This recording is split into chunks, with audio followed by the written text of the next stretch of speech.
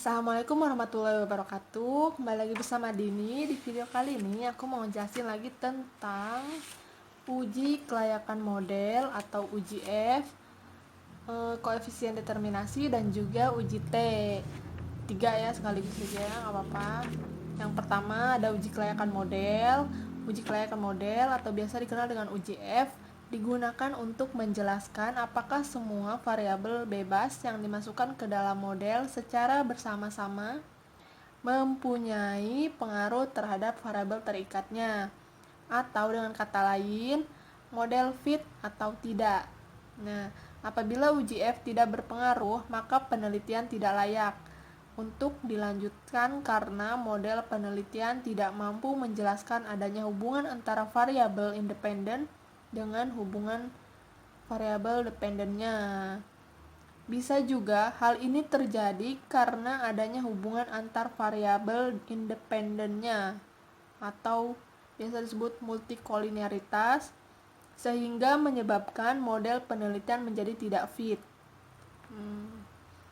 Dan hipotesisnya dibagi dua. Yang pertama berdasarkan perbandingan F statistik dengan F tabel. Yang kedua berdasarkan probabilitas.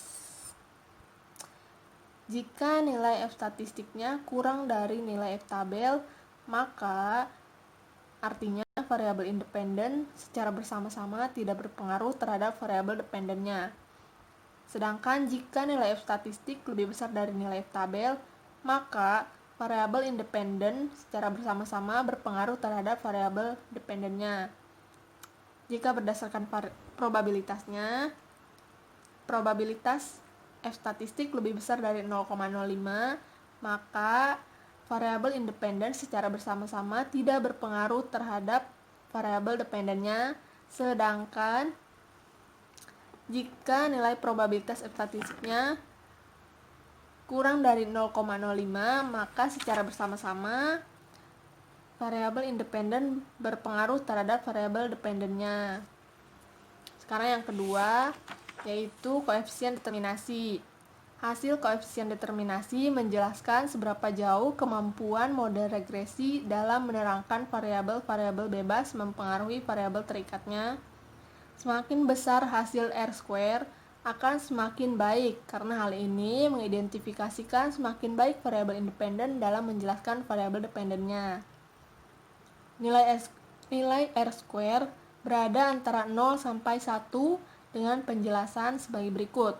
Nilai R-square harus berkisar 0 sampai 1.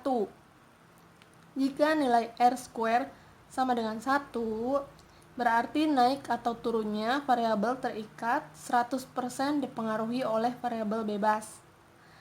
Jika nilai R-square sama dengan 0, berarti tidak ada hubungan sama sekali antara variabel independen terhadap variabel dependennya. Sekarang kita lanjut yang ketiga, yaitu uji T. Nah, hasil uji T menjelaskan signifikansi pengaruh variabel bebas secara parsial terhadap variabel terikat. Hipotesis dalam uji T adalah sebagai berikut. Berdasarkan perbandingan T statistik dengan T tabel dan juga berdasarkan probabilitas. Jika nilai T statistik kurang dari nilai T tabel, artinya variabel independen secara parsial tidak berpengaruh terhadap variabel dependen. Nah, perbedaan antara uji T dengan uji F yaitu kalau uji F itu kan pengujian untuk seluruh variabel bebasnya. Sedangkan untuk uji T jadi pengujiannya hanya untuk satu variabel bebas. Jadi satu-satu gitu masing-masing diujinya. Nah, ya, kita lanjut lagi. Jika nilai T statistik lebih besar dari nilai T tabel, artinya variabel independen tersebut secara parsial berpengaruh terhadap variabel dependen. Sekarang berdasarkan probabilitas. Jika nilai probabilitasnya lebih besar dari 0,05, artinya variabel independen secara parsial tidak berpengaruh terhadap variabel dependen. Sedangkan jika nilai probabilitas kurang dari 0,05, artinya variabel independen secara parsial berpengaruh terhadap variabel dependennya. Nah, untuk uji T ini kan dilakukannya masing-masing terhadap variabel bebas Jadi, kesimpulannya juga masing-masing. Apakah variabel bebas tersebut memiliki pengaruh terhadap variabel terikatnya atau tidak, itu secara masing-masing. Sedangkan untuk uji F itu secara bersama-sama, jadi dilakukannya untuk seluruh variabel bebas. Kesimpulannya juga satu, nanti artinya variabel bebas tersebut memiliki pengaruh terhadap variabel terikat atau tidak secara bersama-sama, secara keseluruhan. Seperti itu. Kita langsung aja ke tutorialnya. Oke teman-teman, sekarang kita lanjut ke tutorial uji kelayakan model atau uji F. Kemudian koefisien determinasi dan juga uji T sekaligus ya, 3. Ini sebenarnya nggak ada pengolahan datanya sih, nggak ada ya. Kita tinggal klik di persamaan XU01 yang udah kita jelaskan pada video sebelumnya. Aku ingetin lagi, kalau kalian belum tahu, kalian tonton aja di video sebelumnya, oke? Kita tinggal klik. Nah, semuanya udah ada di sini untuk uji F, uji T maupun koefisien determinasinya. Untuk uji F itu ada 2 cara. Yang pertama berdasarkan perbandingan F statistik dengan F tabel dan juga berdasarkan probabilitasnya. Nih, aku kasih gambar ya. Aku tulisin aja deh. Nah, ini dia untuk uji F-nya. Kalian perhatikan yang di dalam kotak merah. Nilainya kan tadi dibagi 2 ya. Berdasarkan perbandingan F statistik dan F tabel. Nih yang ini F statistik 7,562400 dan juga berdasarkan probabilitasnya nih yang bawah 0,000048. Ya, pada output ini menunjukkan bahwa nilai F statistik 7,562400 sementara F tabel dengan tingkat alfa 5%, DF1 dalam kurung K dikurangi 1 sama dengan 5 dan DF2 dalam kurung N dikurangi K sama dengan 39 didapat nilai F tabel sebesar 2,45583. Atau kalian bisa download aja F tabelnya di internet ya, ada kok.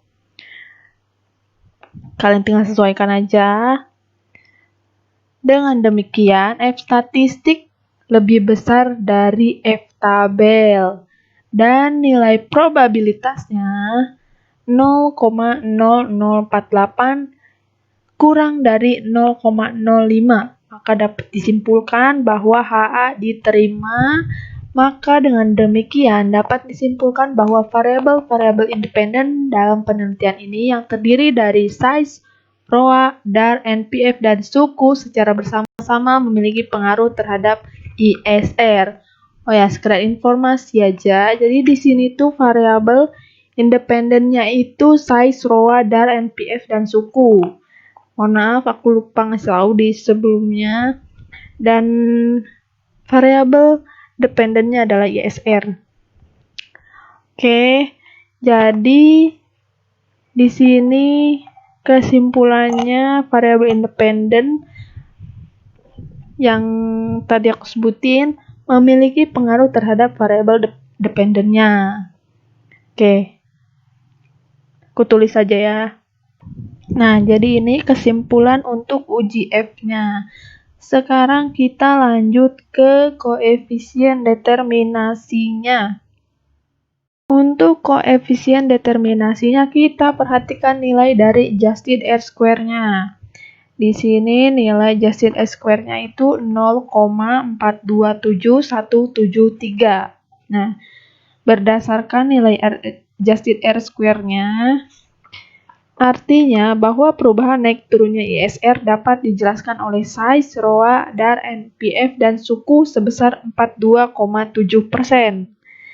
Sementara sisanya yaitu 57,3 dijelaskan oleh variabel lain yang tidak diteliti dalam penelitian ini. Jadi si adjusted R-square-nya ini kita buat persen ya, jadikan persen.